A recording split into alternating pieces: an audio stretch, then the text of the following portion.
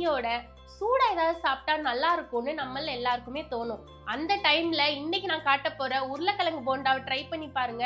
செம்ம சூப்பரா இருக்கும். இன்னும் வெயிட் பண்ணிட்டு வாங்க அந்த ரெசிபி எப்படி செய்யறதுன்னு பார்க்கலாம்.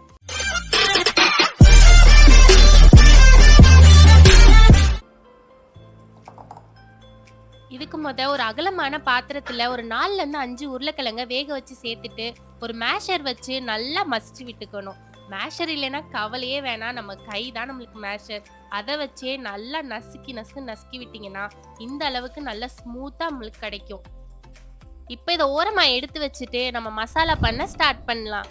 அது கேஸ் ஆன் பண்ணிட்டு ஒரு அடிகனமான பாத்திரம் வச்சுக்கோங்க. இதுல ஒரு 2 டேபிள் ஸ்பூன் எண்ணெய் சேர்த்துக்கலாம். உங்ககிட்ட கடலெண்ணெய் இருக்குன்னா அதுல செய்யுங்க, இன்னுமே டேஸ்ட் சூப்பரா இருக்கும். இப்ப எண்ணெய் நல்லா காஞ்சோடனே ஒரு 1/2 டீஸ்பூன் கடுகு நல்லா டப்புன்னு பொரிஞ்சோடனே ஒரு 1/2 டீஸ்பூன் சீரகம், 1/2 டீஸ்பூன் சோம்பு சேர்த்துக்கோங்க. அதுவும் நல்லா பொரிஞ்சதுக்கு அப்புறமா ஒரு 2 மீடியம் சைஸ் வெங்காயத்தை பொடியா கட் பண்ணி இதுல சேர்த்து கண்ணாடி பதம் வர வரைக்கும் நல்லா வதக்கிக்கோங்க. இதோட ஒரு 2 பச்சை மிளகாவும் பொடியா நறுக்கி சேர்த்துக்கோங்க.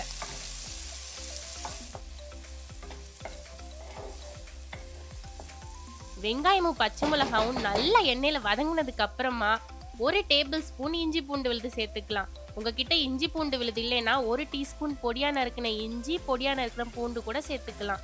ஒரு 1/4 டீஸ்பூன் பெருங்காயமும் சேர்த்துட்டு இஞ்சி பூண்டு விழுதோட பச்சை வாசனை போற வரைக்கும் நல்லா வதக்கி விட்டுக்கோங்க.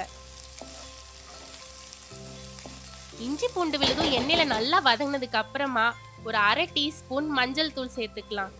இதோட 1 டீஸ்பூன் மிளகாய் தூள், 1/2 டீஸ்பூன் கரம் மசாலா சேர்த்துட்டு தேவையான அளவு உப்பும் சேர்த்து லோ ஃப்ளேம்ல வச்சு மசாலாவோட பச்சை வாசனை போற வரைக்கும் நல்லா வதக்கி விட்டுக்கோங்க.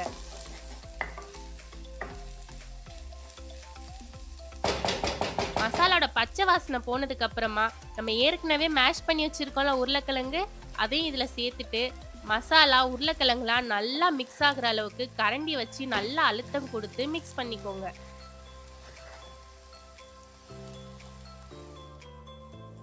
நல்லா ரெண்டுமே மிக்ஸ் ஆயிருச்சு. இத கொஞ்ச நேரத்துக்கு நம்ம ஆற வச்சுக்கலாம். இப்போ நம்ம கோட் பண்ணி பொரிக்கிறதுக்கு மாவு ரெடி பண்ணிக்கலாம். அதுக்கு ஒரு பாத்திரத்துல 2 கப் அளவு கடலை மாவு, இதுக்கு 1/2 கப் அளவு அரிசி மாவு, தேவையான அளவு உப்பு, 1 டீஸ்பூன் மிளகாய் தூள், ஃபுட் கலர் நான் இன்னைக்கு சேர்த்திருக்கேன், இது ஆப்ஷனல் தான், வேணானா நீங்க ஸ்கிப் பண்ணிக்கலாம். இப்ப கொஞ்சமா தண்ணி சேர்த்து பஜ்ஜி மாவு பதத்துக்கு ஒரு விஸ்க் இல்லைன்னா ஸ்பூன் வச்சு கட்டி இல்லாம நல்லா மிக்ஸ் பண்ணி விட்டுக்கோங்க.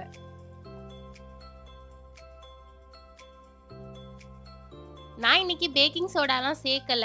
மாவோட பதம் கரெக்டா இருந்துச்சுன்னா உங்களுக்கு எண்ணெய் குடிக்காம போண்டா நல்லா கிறிஸ்பியா ரெடி ஆகும்.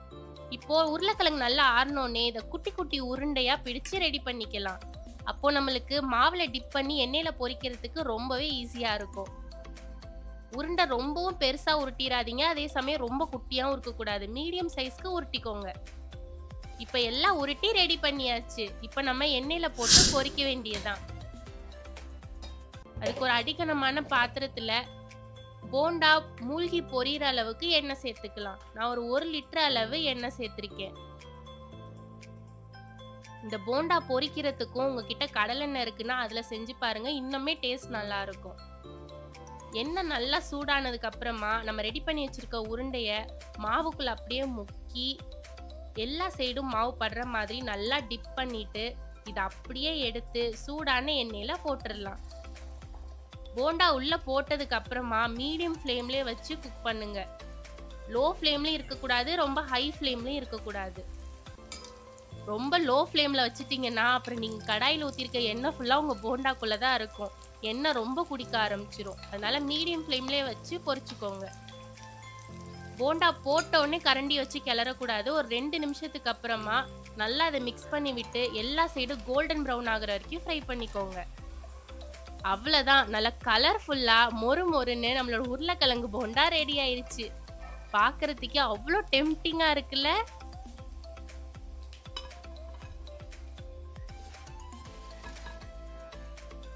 உருளைக்கிழங்கு மட்டும் நீங்க வேக வச்சிட்டீங்கன்னா ஒரு சட்டுன்னு 15ல இருந்து 20 நிமிஷத்திலே ரெடி பண்ணிடலாம்.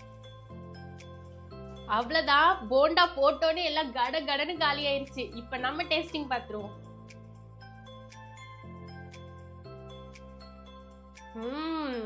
நல்லா கார சாரமா சாப்பிட்றதுக்கு சூப்பரா இருக்கு.